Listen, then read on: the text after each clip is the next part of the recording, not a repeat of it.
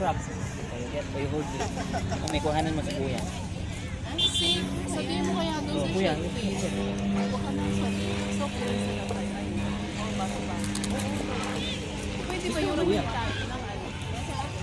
Ang yego. Kuya, sit down. Eh, dalawang gano'n na lang kayo. Mapabili na nga ng motor eh. Dahil sa kwento ni Auntie Laning, si Yuan nagmumotor na. Mapabili daw siya ng motor.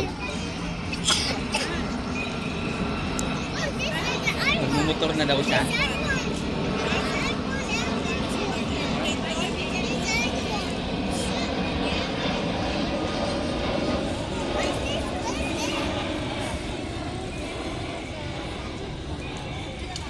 Saro na sila. Hindi, kadalasan din pumupunta dito nagbabaon eh.